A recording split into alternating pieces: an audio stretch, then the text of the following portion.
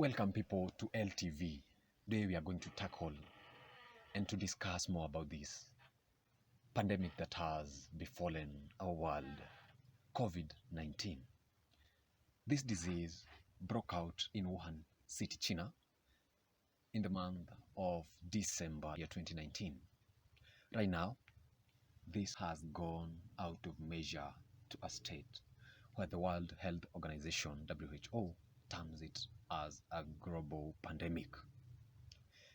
As per now, the standing of the effect and the consequences of the pandemic stands infecting 187 countries, leading to death of more than 13,000 loved ones of this good world. China, being the first country to have been attacked by COVID-19, stands second. Italy has the worst hit of the COVID-19. Italy, as we speak, stands more than 5,000 deaths. Last week, standing the worst of the deaths. On Sunday, 22nd, Italy suffered a hit of 651 deaths. On Friday, having 627, adding up to fatalities. We come to our loved continent, Africa. We can't say that we miss the knowledge about the consequences out of the pandemic. The best term, we can say we are reckless. We are not utilizing the knowledge shared to us we ought to do. Egypt stands the worst hit with more than 300 cases of the attack, followed by South Africa with more than 250 cases. These countries cannot be categorized as third world countries in Africa, but first world countries when we rate Africa. Come to East Africa, made of 3 countries, Tanzania, Uganda, and Kenya. We stand at the verge of the worst. We are a developing country that seems not to take heed of the consequences that the developed countries have suffered from the pandemic. Kenya reported its first case some days ago, and today stands at 15 cases of infection. Luckily, no death. What do we expect when our government, when our responsible ministry, the Ministry of Health, Ministry of Internal Coordination, warn us to take the necessary measures? We are warned of not engaging in public gathering, social meetings, keeping our distance from one and another, from person to another, washing our hands regularly. This is just a challenge, not just to you, but to me and you.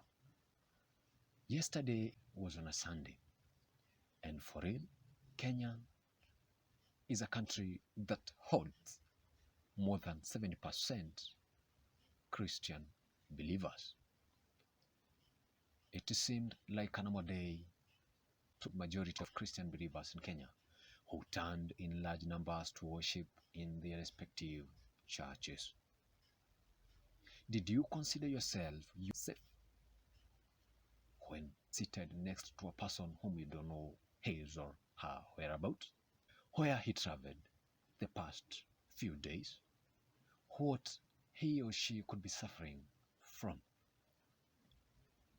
I bet you know less like I do about him. Did you consider yourself, you who traveled within your locality's county, region, or even your country? Could you have happened to interact with the 15 confirmed infected persons? And what danger do you pose to your village? For sure, I don't understand much. But what I understand, we are reckless as Kenyans. Worst of it all, our leader whom we expect to show us the way forward to challenge our existence in our loved country, Kenya.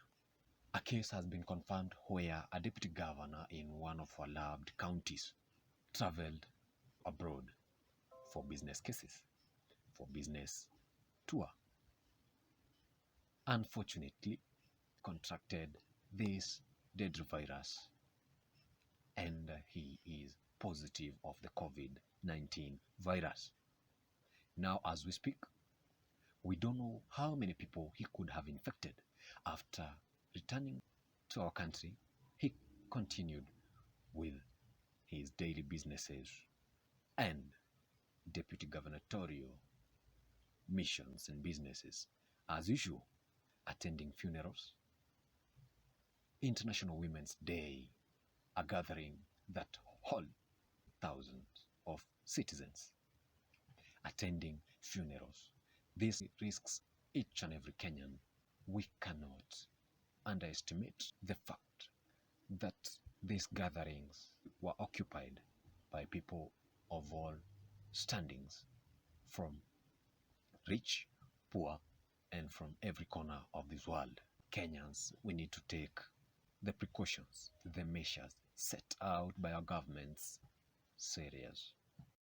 From the view of things, measures are going to be tough and tough as we proceed, unless we contain the virus as early as now.